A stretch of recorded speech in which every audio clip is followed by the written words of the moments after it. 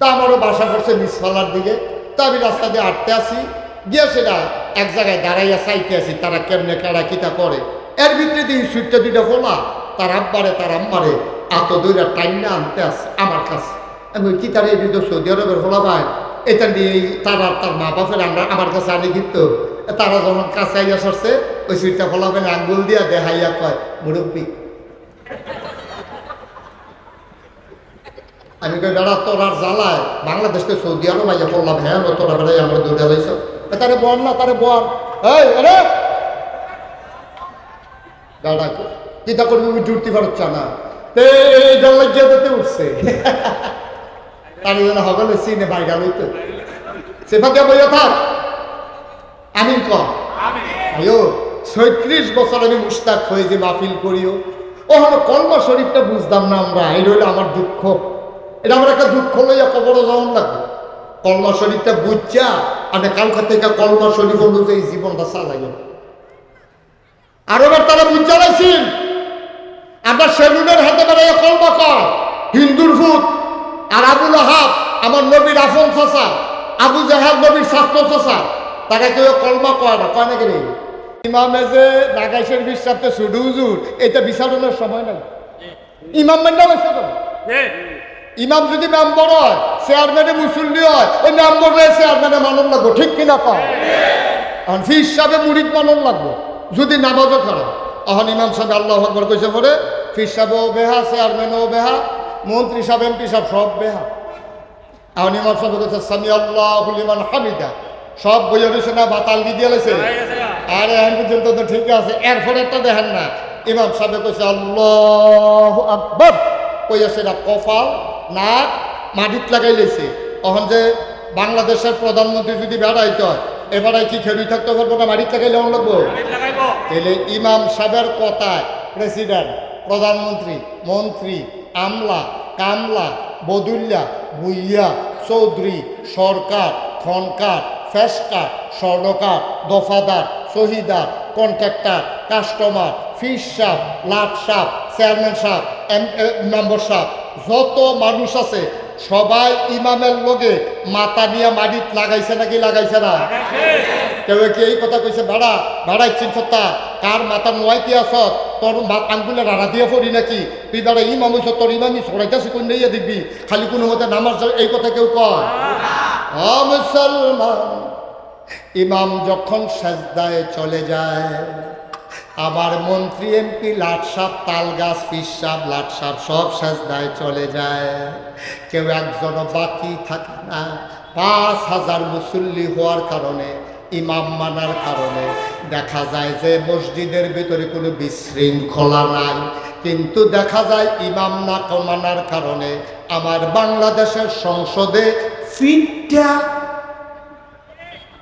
Chair দিয়া ফিটটা যাবারা ইমাম বাবারা স্পিকার, এই স্পিকার বেড়াইয়া ফিটটা লাশ বানাই লাইছে, ঠিক কিনা?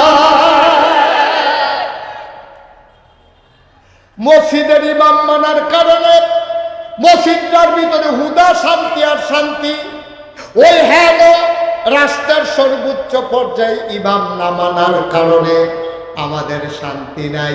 তাইলে বোঝা গেল ওই যে ছোট্ট হুজুর ইমাম হয়ে গেছে, ছাত্ররা ইমাম হইছে, মাদ্রাসার বহুতান ছাত্ররে বান্ডালাইছে, মাশাআল্লাহ কি সুন্দর শান্তি হয়ে গেছে গোটা পৃথিবীর মাঝে। আমরা যদি আবার ইসলামকে এমন জায়গায় নিয়ে যেতে পারি তাইলে লুটতরাজ থাকবে না, তাইলে চাঁদাবাজি থাকবে না, তাইলে সন্ত্রাস থাকবে না, তাইলে মারামারি থাকবে না, কাটাকাটি থাকবে না, দোকানবাটি খাইয়া ঘুরাইবে না, লাইন কাটতে কাটতে আরেকজনের জমিনে যাবে না, রেন্ডি করি গাছ লাগাই আরেকবার আমদানি করবে না, ঠিক কিনা? ওই যে আমরা এক জায়গায় মানি আরেক জায়গায় মানি না, এই জন্য আমরার দুর্গতি।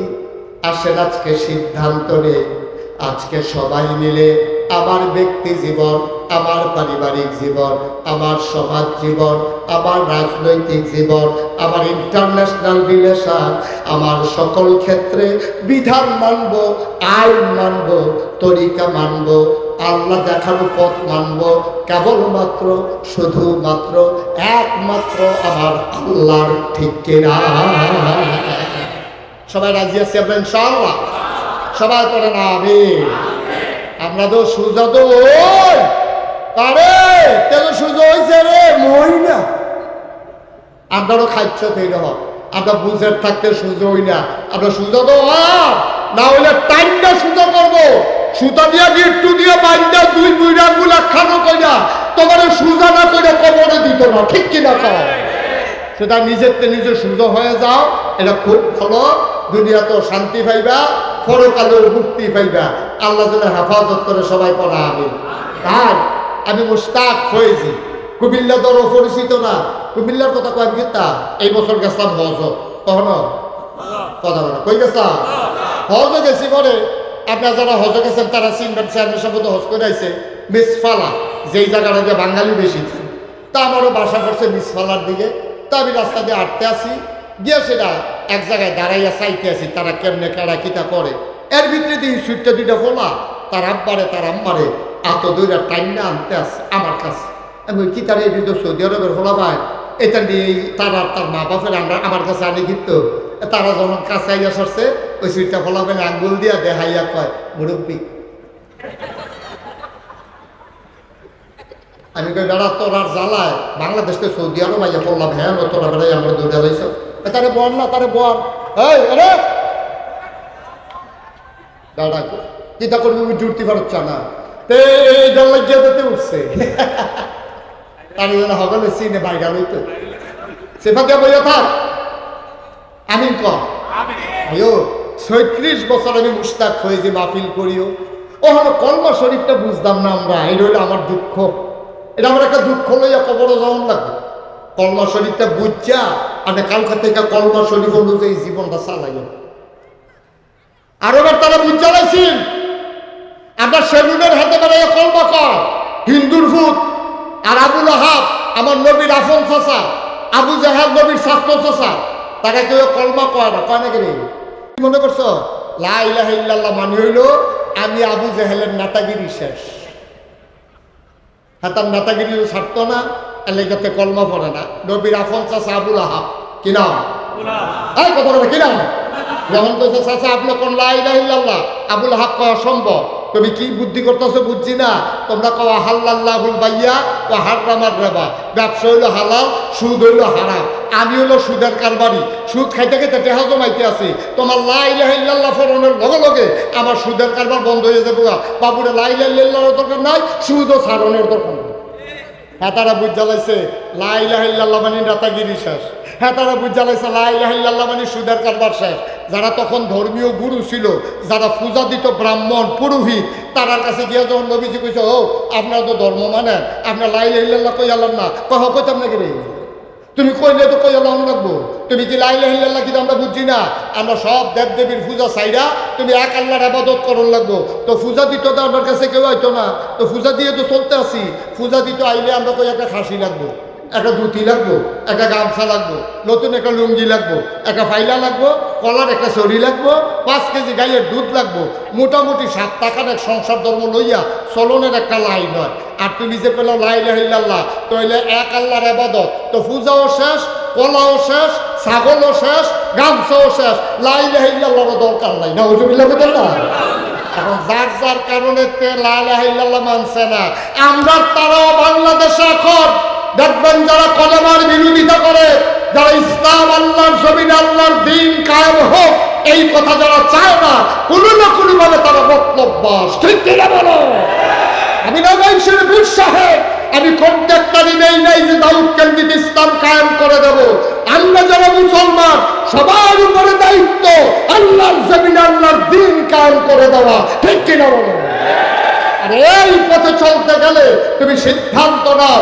নবীকে যেমন টিটকারি মেরেছে, নবীকে যেমন মস্কারা করেছে, নবীকে যেমন হত্যা করতে চাদর পেঁচিয়ে ধরেছে, নবীর মাথার উপরে যেমন উঠান নারী মুড়ি চাপিয়ে দিয়েছে, আজকেও যদি তুমি পরিপূর্ণভাবে ইসলাম মানতে চাও, মামলা হবে, হামলা হবে, জাল জুলুম নির্যাতন হবে, প্রয়োজনে জীবন দেওয়া যাবে, ইমান দেওয়া যাবে না।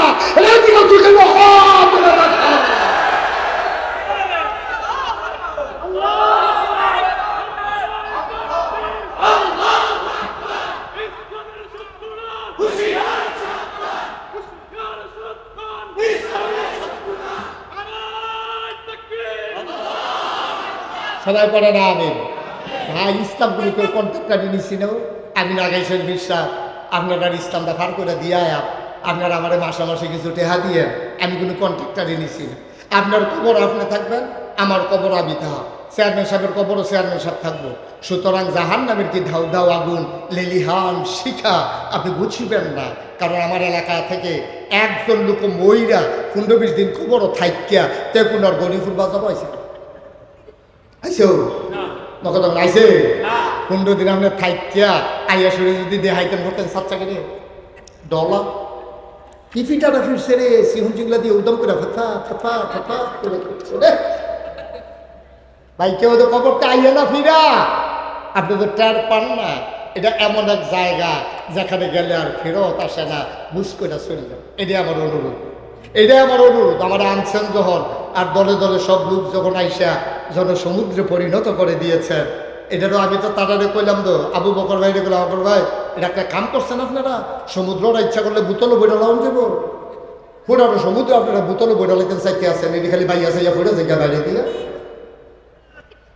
ভাই একটু চিন্তা করে চললেন, একটু চিন্তা করে চললেন। থাকতাম না দামটা, থাকতাম না। যারা আছি তারা কো আমরা যে থাহার গ্যারান্টি দিছে কেনা ফাঁকনামিটা একটু কম করেন না, ফাঁকনামিটা একটু কম করেন। চা স্টলও বললে তো আপনি চা স্টল গরম করে না, মনে হয় আপনার মতো বুঝুন না নাই, আপনার তো ভালা ভালা বুঝুন না বেড়ায় তো সিটিয়ে উঠতে ঠিক কিনা কর। আরে আল্লাহর খেলা কি খেলা তুমি বুঝবা? হ্যাঁ তুমি গিয়া খাইতে মনে কর না, আর আল্লাহর খেলা এরকম খেলা রান্দা খানাডি, রান্দা রান্না করা খানাডি রে। আল্লাহর ফায়সালা খাইয়া যাওন গেছে না, ঠিক কিনা কর। এটার নাম আল্লাহর ফায়সালা, এটা বুঝছো একটু, এটা বুঝছো একটু চিন্তা করার জন্য। ওই যে কইসলাম 36 বছর মাহফিল করি আল্লাহর খাস মেহরবানি, মাহফিলটা কদম দিলে মাহফিলটার ওজন বুঝি।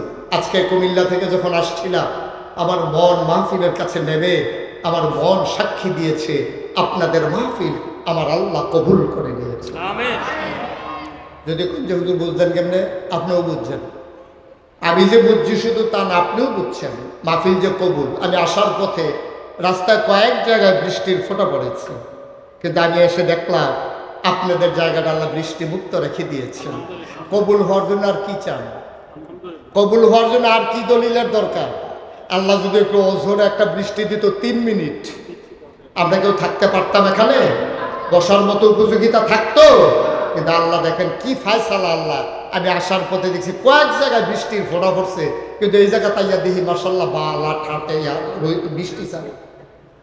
কি আল্লাহ এটা? আমি তো আল্লাহ চিনি না। এখন তো আপনি আল্লাহ চিনছেন না, তাহলে চাইবেন কার কাছে? কোথাও যখন কোনো মাহফিলে যায়, মনটায় যখন সাক্ষী দেয়, আল্লাহ মনে হয় কবুল করে নিয়েছেন।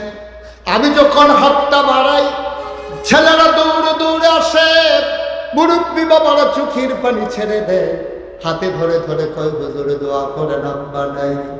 বাচ্চারা যখন কয় দেখি গাল বেয়ে বেয়ে টপ টপ করে পানি পড়ে, আহারে আব্বা। ওরা যখন কাঁদে আবারও মনে পড়ে আমারও তো আব্বা নাই, ওদের যেমন আব্বা নাই আমারও আব্বা নাই। ওদের আব্বার জন্য দোয়া চাই, আমি দোয়া চাইব কার কাছে? মাঝে মাঝে খুব যখন স্থির হয়ে যায়, এই ছেলে এই এদিকে এসো, যেখানে গেছো হেন দাও, এহেন না যেখানে বসলে হেন দাও, ওর ভিতরে দাও। দয়া করে আল্লাহর রাস্তায় একটা লোক উঠবেন না। আমি বিনয়ের সাথে অনুরোধ করছি, বাৎসরিক একটা মাহফিল মাদ্রাসা, আমি লম্বা সময় আপনাদেরকে আটকে রাখি নাই। দয়া করে আল্লাহর রাস্তায় একটা লোক উঠবেন না, আমার অনুরোধ। যদি আপনার প্রস্রাবের ব্যাগও হয়, আপনি 10টা মিনিট সময় আমি আপনার কাছ থেকে চেয়ে নিলাম। দয়া করে একজন উঠবেন না, যে উঠতে চাইবে দয়া করে টান দিয়ে বসাই দিবেন, বুঝাইয়া বসাই দিবেন, আপনি ক্ষতি করবেন না। আমি মনোযোগের সাথে একটু শুনতে দোয়া করার জন্য অনুরোধ করব, কারণ আপনার আব্বার জন্য আপনি দোয়া করবেন, আমার আব্বার জন্য আমি দোয়া করব। আমার বাবার কথা যখন খুব বেশি মনে পড়ে, রাতের বেলা মাহফিল শেষ করে আমি যখন বাড়িতে যাই, সবাই ঘুমিয়ে পড়ে, কেউ জাগনা নাই। আমি মোবাইল টিপ, দেখছেন কারবার? আপনার কেউ বলতে পারলেন না ওরা বসার জন্য? এই ছেলে, এই ছেলে, এদিকে আসো, আসো তুমি এদিকে। আমি বলি ওইদিকে আসো, যেখান থেকে উঠে গেছো এখানে আসো। ক্ষতি করার জন্য এক্সপার্ট। আমরা কেউ বলতে পারলেন না ওরে, আমি তো কথাটা বলাও শেষ করতে পারলাম না। কেন আসতো মাহফিলে?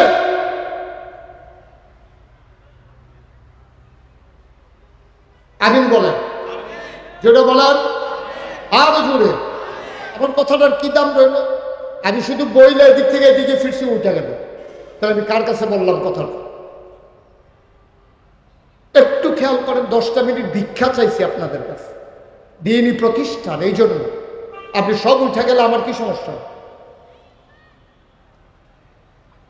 খুব বেশি যখন বাবার কথা মনে পড়ে, মা যেরাতে মোবাইল টিপে টিপে বাবার কবরের কাছে যাই, নিথরে নিস্তব্ধ রাত, কেউ যাক না নাই, বাবার মাথার কাছে বসে বসে গুনগুন করে কথা কই, আব্বা ও আব্বা, আমার কাছে অনেক বাপ হারা সন্তানেরা দোয়া চায়, আপনি তো আমার আব্বা, আমি তো আপনার জন্য দোয়া করবো, আপনি কেমনে ঘুমান? 3টা মার্কিন চাদর গায়ে দিয়ে আপনারে ঘুম পাড়াইছিলাম, আপনি এখন কেমন আছেন? জান্নাতি বিছানা পাইছেন নাকি? আমারে চিনছেন নাকি আব্বা? আমার যখন 11 বছর বয়স, তখন আপনি দুনিয়া থেকে বিদায় হয়েছেন। আজকে আপনার মুশতাক ফৈজি অনেক বড় হয়েছে। কত মানুষ মুশতাক ফৈজির চিনে, নাম জানে। ও আব্বা, আপনার জান্নাতি কোনো বিছানা দেওয়া হয়েছে নাকি কবরে? আমার আব্বা কোনো কথা পায় না। আমি আব্বারে জিজ্ঞেস করি, আব্বা ও আব্বা, আব্বা, দুনিয়ার ভিতরে মানুষ কত মজার খাবার খায়, আপনি জান্নাতের ভেতরে কি খান? আল্লাহ আপনারে কি খাইতে দিছে? আমি কত কথা কই, আমার আব্বা একটা কথার জবাব দেয় না। আমি কাঁদতে কাঁদতে বিছানায় যাই, আমি ঘুমাইতে পারি না। ও গৌরীপুরের মানুষ, স্বল্পপান্ডাইয়ের মানুষ, ও দাউদকান্দির মানুষ, আমি জানি না কার আব্বা নাই, আমি জানি না কার আম্মা নাই। একটা লোক লাভ দেয়া দাঁড়াবা, হুজুর দোয়া করে দেন, আব্বা যদি বেঁচে থাকতো, বাবার যদি অপারেশন লাগতো, রাতে রাতে ডাক্তার ডাকা নিয়ে যেতাম, 2 লাখ 2.5 লাখ 3 লাখ লাগলো, পিছপা হতাম না, ঋণ করে হলো বাবার অপারেশন করাই নিতাম। হুজুর দোয়া করে দেন আব্বার কবর যেন জান্নাত হয়ে যায়। একটা লোক লাভ দেয়া দাঁড়াইবা, হুজুর দোয়া করে দেন, প্রাণ ভরে দোয়া চাই, মন উজাড় করে দোয়া চাই, প্রাণ ভরে দোয়া করে দেব।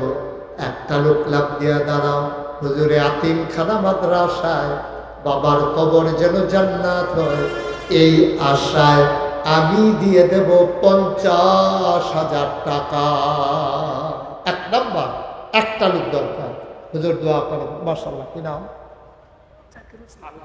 জনাব ভাই, পারলে দিবেন, না পারলে না, ক্ষতি করেন না। হ্যাঁ, এই মাহফিলটাকে কেন্দ্র করে মাদ্রাসাটা 1টা বছর চলেও আপনি উঠতে আরেকজনে ক্ষতি করে। এই ফলাফান্ডে আমরা ছাত্র নাকি এদিকে আটনেরা জায়গা পাইছে না বিষয়টা।